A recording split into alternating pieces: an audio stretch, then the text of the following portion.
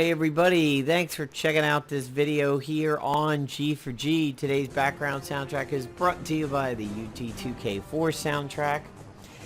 And today we're going to do the first in a somewhat new series of videos that I'm going to be doing. And that's going to be basically Monday morning cup of coffee. So my intent is on Fridays or early Saturdays, depending. We're still going to continue with the week of Marvel Avengers Alliance, and that kind of wraps up everything that we're going through. More specifically in Marvel Avengers Alliance 1, fringing out into 2, and maybe any of the other Marvel games. But what I'm going to try to do is a new series on Mondays that is just a little update on what I plan to do for the channel that week, and it should hopefully be a little short video and say here's my agenda, here's what you can expect during the week, so on and so forth. So one thing I want to say is that I should hopefully be getting back into doing some afternoon streaming. It's just been a little tough to plan that out over the last week or so because we had E3 last week, and I didn't want to take anybody's attention away from that. Plus, I was paying attention to E3. Today, there was a hot summer regional. Tomorrow, we have From the Hellcarrier. So, I think I may do some streaming after FTH wraps up tomorrow on Tuesday. So, this week, here are the videos that I plan to do. Want to do a video discussing the fact that there are now microtransactions in Battleborn. That's kind of a hot topic. Want to do 2 videos dedicated to Marvel Avengers Alliance 1. One of them will be concerning a opportunistic related team up that I'm not going to spoil for you guys yet, but you guys may have some inklings. Basically, it's a really fantastic team in PvE. They're a lot of fun to use. I think I can apply them to PvP. The hardest thing about it is who's going to get the covert ISO, because the main team up of the video is going to feature 2 infiltrators. And it's going to be very hard to plan out who should really get them. But I'm also going to experiment with some other team ups over there, and we're going to resurrect somebody who is popular but not in a particular uniform, and we're going to bring back an older uniform and see how it works. The other video I want to do was born of going over the old Spec Ops set. So as you may know on the channel, I've been going down through the list of previous Spec Ops gear sets and saying, okay, these are good, these suck. This set you can break apart a little bit and insert a cube here, or weather control device here, or this weapon, that weapon, mix it with this set, that set. Run the full set, get a 5th slot, and run a cube or something. There was a plan that arose in checking out 2 of the sets that were in the same video. I was like, I wonder if I can kind of combine this with this and this and this and this and this into a very mega punch-out agent. And I haven't tried it yet, but I'm going to be experimenting with it in a video that I plan to do this week. So I got the Battleborn video, I've got the opportunistic team up, I've got a mega punch-out agent. It's going to be round 2, it won't be round 1, it'll be round 2, but it'll be interesting. Also going to do a video dedicated to hitting 1,000 subs here on YouTube now. I know 1,000 subs is kind of weak sauce compared to extremely popular streamers and even streamers that we have in this world over here at Marvel Avengers Alliance and everything.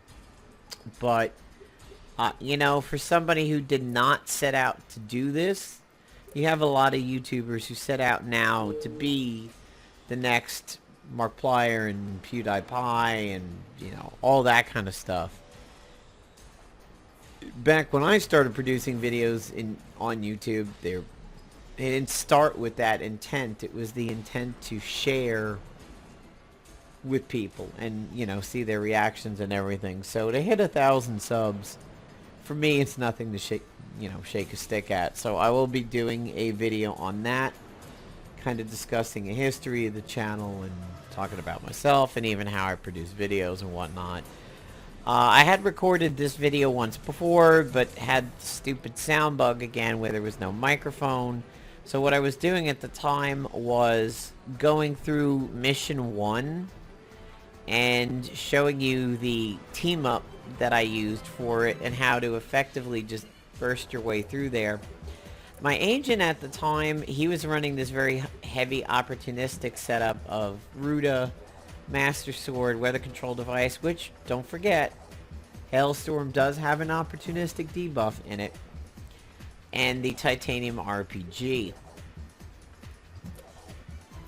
The other setup that I like to run when I know I'm running into a lot of the cosmic dudes, and I would go full screen, but I need the type search over here, is I go to the well and I bring out a power cell, no rhymes intended. So I bring out the power cell MK3, and I also bring out this nifty little item called the sonic cannon.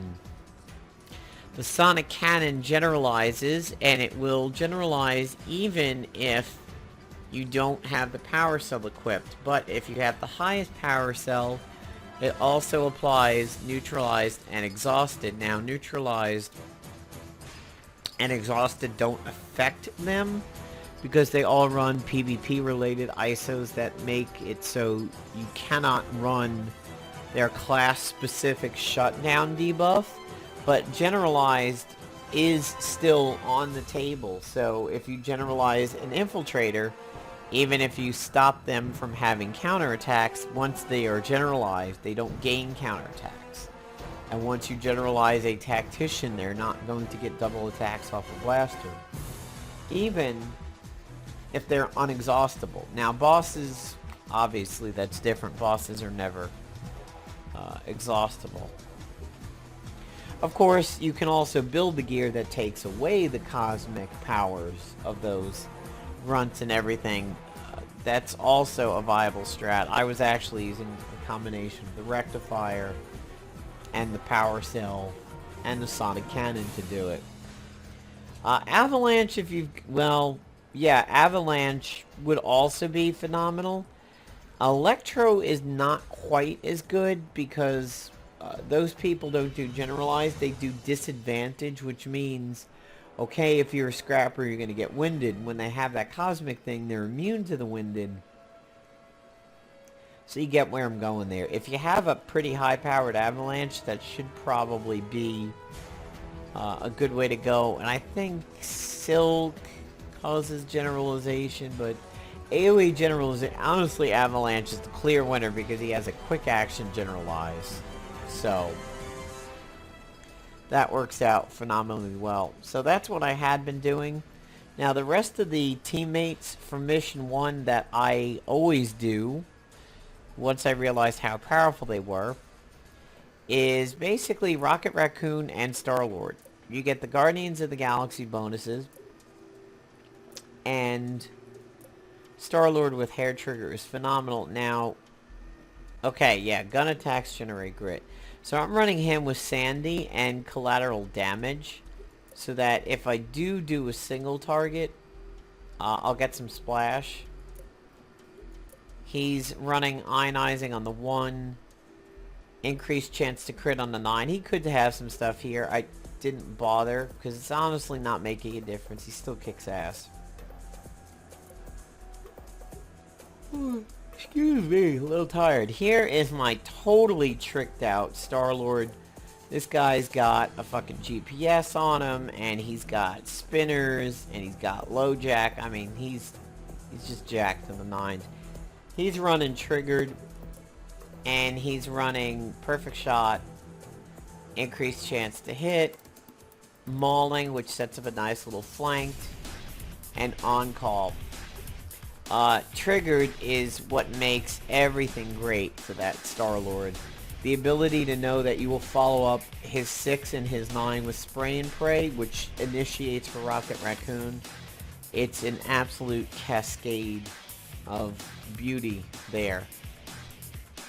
So there you go, guys. My plan is during the week, Mondays, we'll have a short video that says here's what I'm going to do during the week. Here's the videos that I want to produce.